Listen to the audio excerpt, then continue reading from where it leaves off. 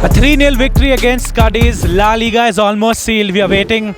As we speak, Barcelona playing Girona, but we have beaten Cadiz comfortably. How was that performance from Real Madrid? That was a great performance. The first half was like little bit tough, but the second one, yeah, we made it. So 3-0, and now we waiting to Barca lose today or tie, and we can go to the Cibeles. Definitely, man. They lose, we celebrate. It's a tradition. But how happy were you to see Thibaut Courtois back, the best goalkeeper in the world, comes back after a long injury, has a spectacular performance? Yeah, I was so happy to see him, like, the whole year being with this injury, and so happy to him back. All the stadium was so happy every time he touched the ball, and now, yeah, I hope he can play on Wednesday. Oh, you want? Okay. That was supposed to be my next question. Now, he has come back, had a good performance, but Lunin has been very consistent in his absence. Do you want Courtois to start against Bayern, or it should be Lunin? To be honest, I prefer Courtois because he got more experience, and I see feel games like Lunin. He's being good. It was good with Manchester City, but the experience that Courtois has, I prefer Courtois. Okay. Yeah. So the experience kind of gives you an edge over the two. But the fact that the game against Bayern is the most important game of the season. Like, you win, you go to a Champions League final. Are you confident, nervous, or excited before the game against Bayern?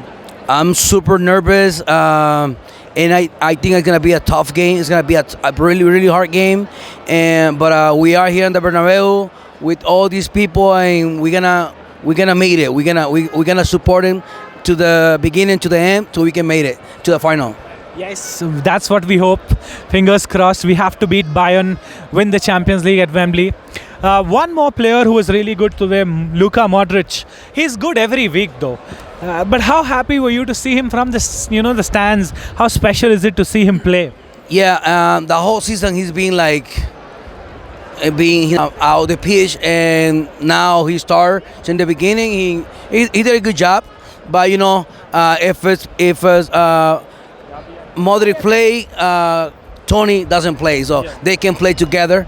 But I think next Wednesday is gonna be Tony, and after maybe 80 minutes, we're gonna Luka. We're gonna have Luka. Okay. Yeah. So Luka Modric will have a role to play.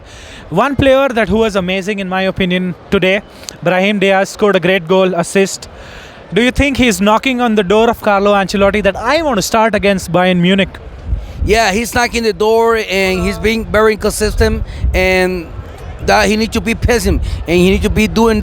So maybe for next season he can be in the 11th team. Okay. Yeah. And the fact that Militao now, after his injury, has played 4 to 5 games on the trot.